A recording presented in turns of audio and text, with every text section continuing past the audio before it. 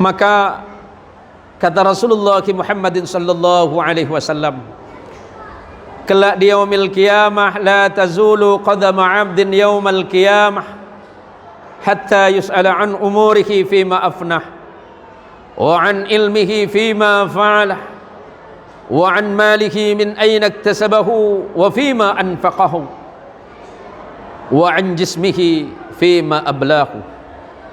Manusia nanti di hari kiamat tidak akan bergeser dari tempat dia berdiri pada masa itu sebelum Allah mempertanyakan kepada mereka tentang 4 perkara.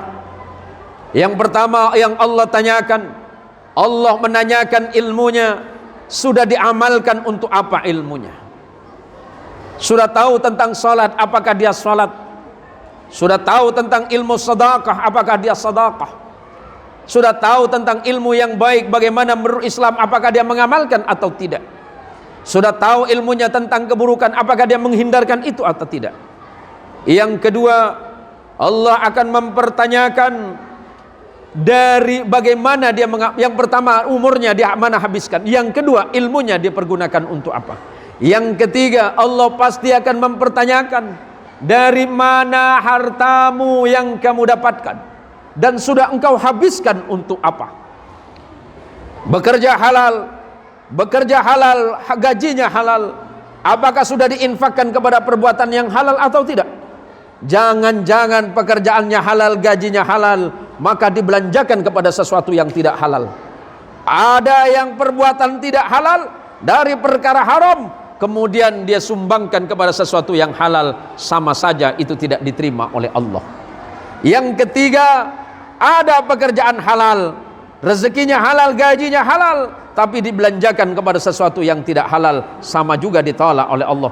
Yang nomor 4 yang paling berbahaya, dia ambil dari perkara yang haram, kemudian dibelanjakan kepada perkara yang haram, itu pasti akan lebih buruk. Ingatlah saudaraku, para jamaah yang dirahmati Allah, satu suapan yang kita makan, satu suap, satu sendok yang kita makan, kata orang Melayu satu suduk yang kita makan. Pakcik, makcik, para tuan, para puan sekalian, satu suap, satu sendok yang kita makan dari perkara yang haram, solatnya 40 hari 40 malam pasti Allah tolak. Kenapa? Karena di dalamnya terdapat sesuatu yang Allah tidak suka. Pakaian yang kita pakai harus dari sesuatu yang halal. Maka ketika masuk masjid, khudhu zinatakum inda kulli masjidin, pakailah pakaian terbaikmu ketika engkau masuk masjid. Maksudnya apa? Bukan pakaian yang paling mahal. Pakaian yang baik itu artinya pakaian yang kau dapatkan dari sesuatu yang halal, yang akan mendatangkan ridho Allah di dalamnya.